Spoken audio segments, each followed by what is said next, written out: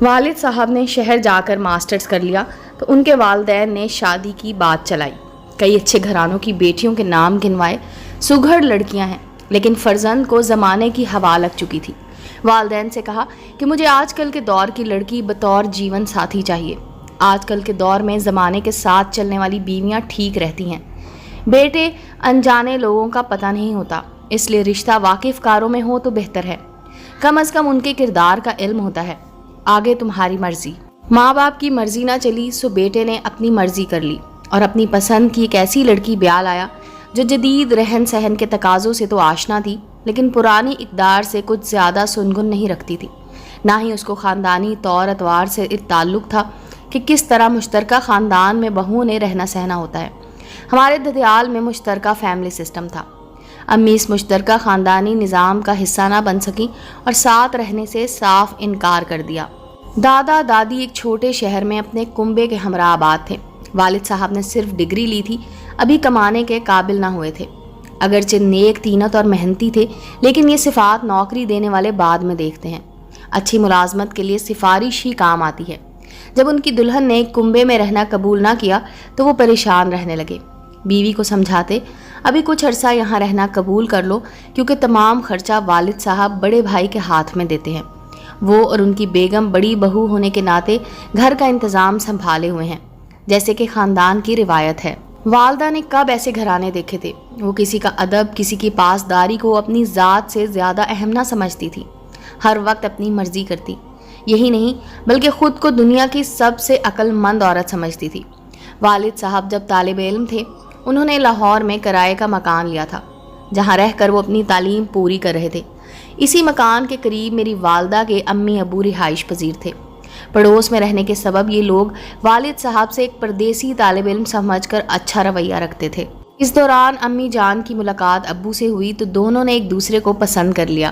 جب دادا شہر سے بہو لانے پر آمادہ نہ ہوئے تو والد صاحب نے اپنی پسند سے خانم سے شادی کر لی۔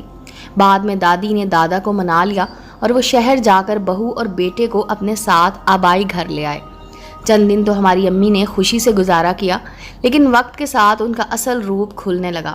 وہ کسی کو بھی عزت نہ دیتی، نہ کسی کی سنتی تھی۔ وہ کہتی تھی جو میرا جی چاہے گا کروں گی، میری زندگی ہے، میری مرضی، اپنی زندگی جیسے بسر کروں، میں کیوں ادب آداب کی پابندی کروں۔ والد معاشی حالات سے مجبور تھے، وہ بیوی کے ہر غلط اور صحیح میں ہاں ہاں کرتے کہ علیحدہ رہنے کی ضد پر نہ اڑ جائے۔ تب اخراجات اٹھائیں گے اور اپنے والدین اور بڑے بھائی کی بھی سنتے تھے کہ معاشی ذرائع انہی کے پاس تھے۔ 3 بچوں کی پیدائش تک والد صاحب نے بہت سخت وقت گزارا۔ اس دوران ماسٹرز کی ڈگری کسی کام نہ آئی اور دوسرا کوئی ذریعہ معاش وہ اپنانا نہیں چاہتے تھے، اسی لیے معاشی پریشانی کے تحت بڑے بھائی اور بہاوج کے ساتھ رہنے پر مجبور تھے۔ جبکہ میری والدہ مسلسل فساد رکھتی تھی، وہ سیر تو جٹھانی سوا سیر، آخر انجام علیحدگی پر ہوا۔ دادا نے کچھ رقم دے کر ابو کو علیحدہ رہنے کی اجازت دے دی۔ والد بیوی بچوں کو لے کر کرائے کے مکان میں آ گئے۔ دادا نے کچھ ماہانہ رقم ہم بچوں کی خاطر مقرر کر دی، لیکن وہ کنبے کے گزارنے کے لیے کافی نہ تھی، کیونکہ مکان کرائے کا تھا۔ اب والد صاحب کو کچھ نہ کچھ تو کرنا تھا۔ پہلے تو وہ چھوٹی موٹی نوکری کو اپنی توہین خیال کرتے تھے، اب مجبوری تھی۔ انہوں نے شہر میں ایک ٹھیکیدار کے پاس نوکری کر لی اور سخت محنت کی۔ کہتے ہیں کہ ایک در بند ہو جائے تو اللہ دوسرا در کھول دیتا ہے۔ خالق نے ان پر بھی بالآخر معاش کا دروازہ کھول دیا اور جلد ہی وہ ٹھیکیدار بن گئے۔ دادا نے جائیداد بانٹ کر حصہ ان کو دے دیا تھا۔ رفتہ رفتہ گھر میں خوشحالی آنے لگی۔ میرا نمبر اولاد میں تیسرا تھا۔ جب میں 5 سال کی تھی، والد صاحب نے اپنا ذاتی مکان بنا لیا۔ اس کے بعد 3 بھائی پیدا ہوئے۔ دولت اور اولاد نرینہ کی خوشی میں اب والدہ کے مزاج ہی نہ ملتے تھے۔ وہ کسی کو کچھ نہ سمجھتی تھی۔ ہماری خیر خبر کو دادا دادی آ جاتے تو ان کو اہمیت نہ دیتی اور نہ مہمان نوازی کے تقاضے پورے کرتی تھی۔ اکثر تو چائے پانی بھی نہ پوچھتی، اپنے کمرے میں جا کر سو جاتی تھی۔ وہ ہم سے مل کر سوکھے منہ واپس چلے جاتے۔ میں اب باشعور ہو گئی تھی اور والدہ کے اس رویے پر کڑنے لگی تھی۔ ایسی لڑکی کو بھی اس بات کا احساس ہوتا کہ امی دادا اور دادی کے ساتھ ٹھیک نہیں کرتی تھیں۔ وقت گزرتا رہا، ہماری تربیت پر والدہ نے کچھ خاص دھیان نہ دیا اور ہم بڑے ہو گئے۔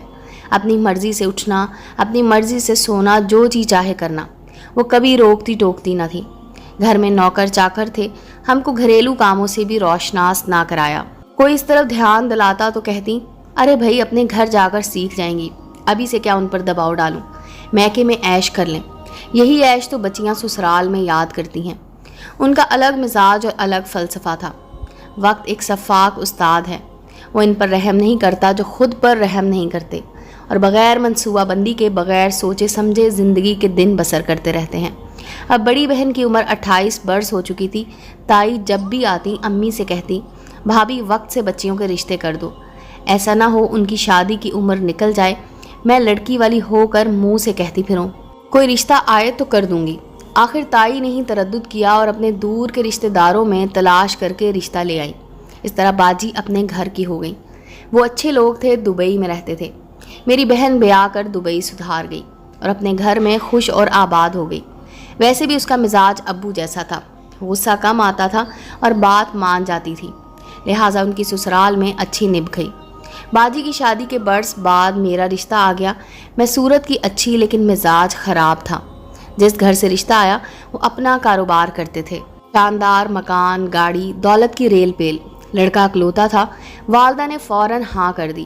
میرے سسر اور والد کی آپس میں خوب بنتی تھی کہ دیرینہ دوست تھے، تبھی جلد رشتہ طے پایا کہ اس رشتے میں چھان بین کا کوئی مسئلہ بھی نہ تھا۔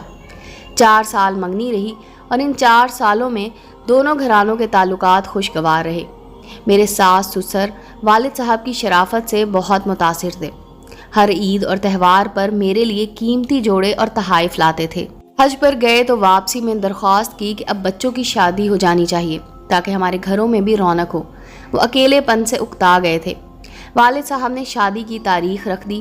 امی بھی چاہتی تھی کہ یہ بد مزاج اب اپنے گھر کی ہو جائے، کیونکہ میری منجلی بہن سے نہ بنتی تھی، جس کی ابھی تک شادی نہ ہوئی تھی کہ وہ معمولی شکل و صورت کی تھی۔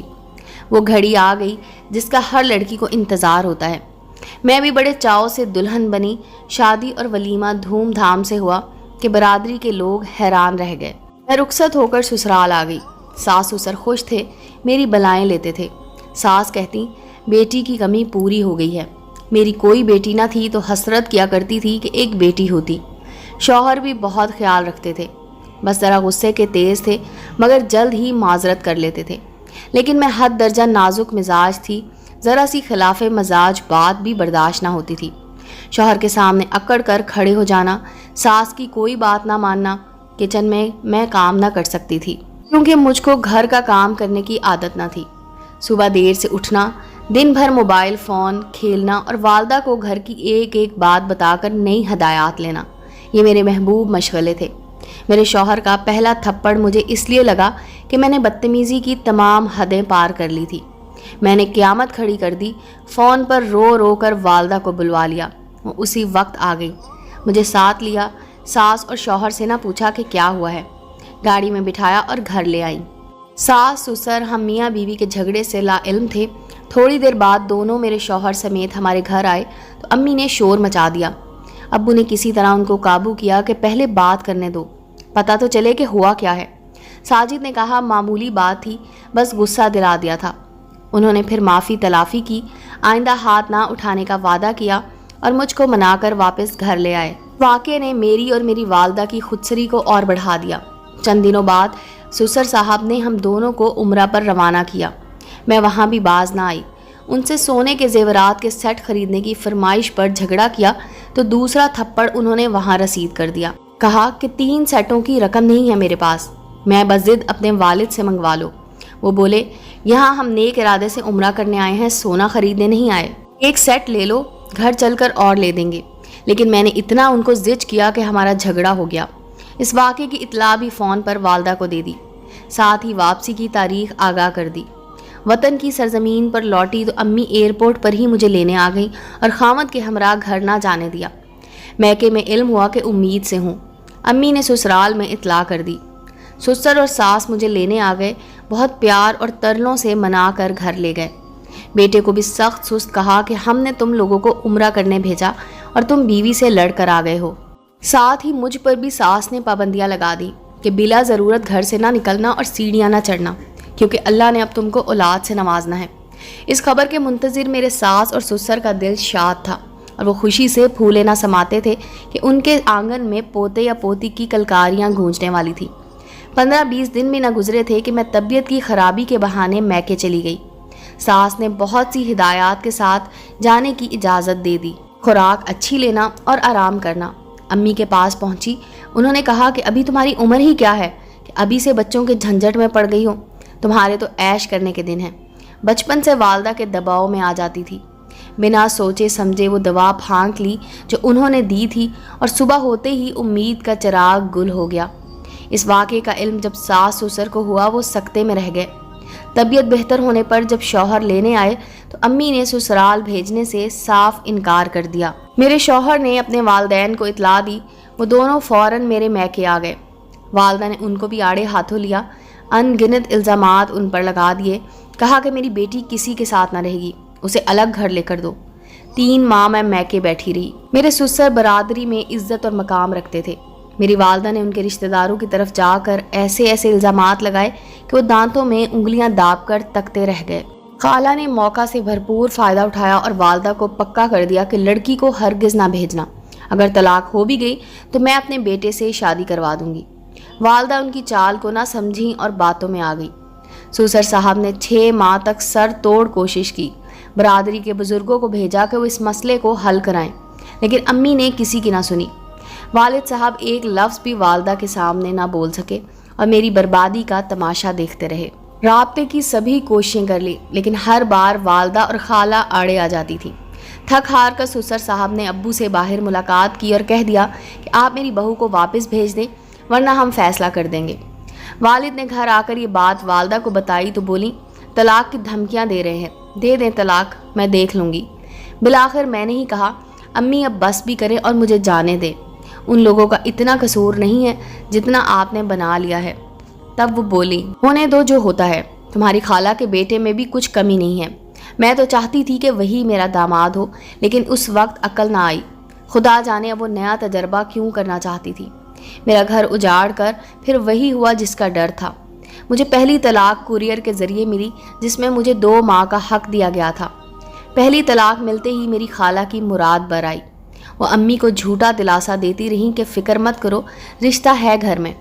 یوں ہی 3 ماہ کا عرصہ گزر گیا۔ میرے جہیز کا سامان واپس آ گیا۔ جس دن تیسری طلاق کا آخری روز تھا، اسی روز میرے شوہر کی بارات تھی۔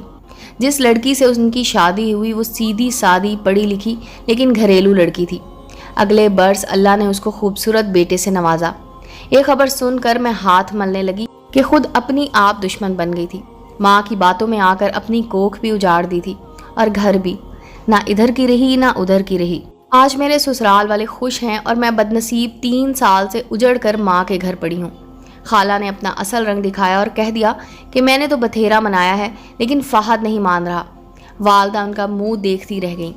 نام تو میرا والدین نے ہنا رکھا تھا، مگر ایسی ماں جس نے اپنی ضد اور ہٹ دھرمی کی وجہ سے بیٹی کے ہاتھوں سے ہنا کا رنگ چھین لیا۔ سوچتی ہوں آج بھی کہ کیا ماں ایسی ہوتی ہے۔ امید ہے دوستو سٹوری اچھی لگی ہوگی۔ چینل کو لائک اور سبسکرائب کریں اور بیل آئیکن کا بٹن دبانا مت بھولیں تاکہ ہر نئے آنے والی سٹوری کا نوٹیفیکیشن آپ کو مل سکے۔ ملتے ہیں اگلی سٹوری کے ساتھ۔